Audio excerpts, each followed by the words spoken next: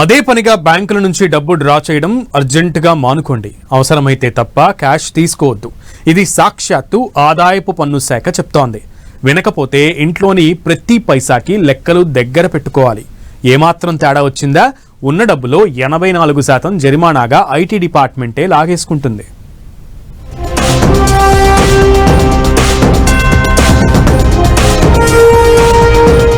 ఇంట్లో డబ్బు పెట్టుకునే వారికి ఐటీ అలర్ట్.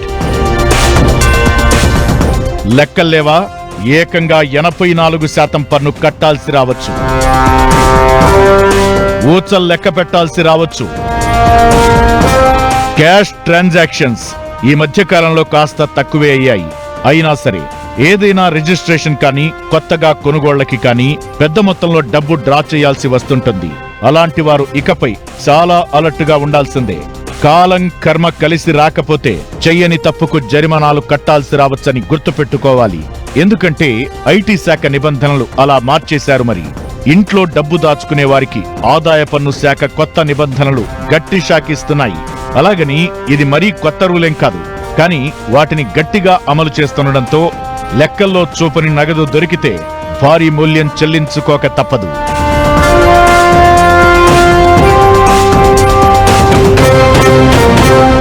ఇంట్లో భారీగా సొమ్ము ఉందని ఐటీ శాఖకి తెలిసినా ఎవరైనా కంప్లైంట్ ఇస్తే వచ్చి సోదా చేసినా ప్రతి రూపాయికి లెక్క చెప్పాల్సిందే. లేదంటే ఆదాయ పన్ను శాఖ సోదాలు నిర్వహించినప్పుడు ఇంట్లో లెక్క చూపని డబ్బు దొరికితే దానిపై ఏకంగా 84% పన్ను విధించబడుతుందని చెబుతున్నారు.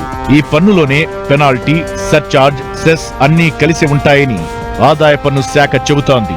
ప్రభుత్వం దగ్గర జనాలు చేసే క్యాష్ ట్రాన్సాక్షన్స్ డేటా పర్ఫెక్ట్ గా ఉంటుంది. కాబట్టి సోదాలు చేయడం అనేది చాలా సులభంగా జరగనుంది. ఇదివరకటిలాగా మన దగ్గర డబ్బుందని వాళ్ళకెలా తెలుస్తుందిలే అని లైట్ తీసుకుంటే తరువాత బాధపడాల్సి వస్తుందని హెచ్చరిస్తున్నారు.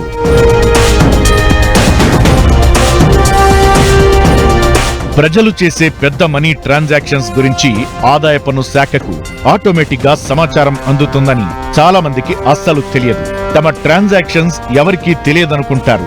జనరల్ గా ఒక ఆర్థిక సంవత్సరంలో ఎవరైనా వ్యక్తి 10 లక్షల కంటే ఎక్కువ నగదు విత్డ్రా చేస్తే బ్యాంకు ఆ వివరాలను ఆటోమేటిక్ గా ఐటీ విభాగానికి తెలియజేస్తుంది.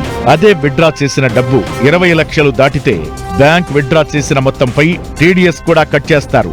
ఓవేళ పదే డబ్బు బ్యాంకుల నుంచి వెనక్కి తీసుకుంటుంటే ఐటీ శాఖ కన్ను మీ ఇంటిపై ఖచ్చితంగా పడుతుంది.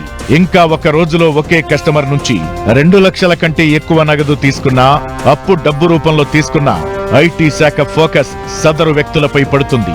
దేశంలోని అక్రమ లావాదేవీలను తగ్గించడమే లక్ష్యంగా ఐటీ శాఖ ఈ కార్యక్రమం చేపట్టింది.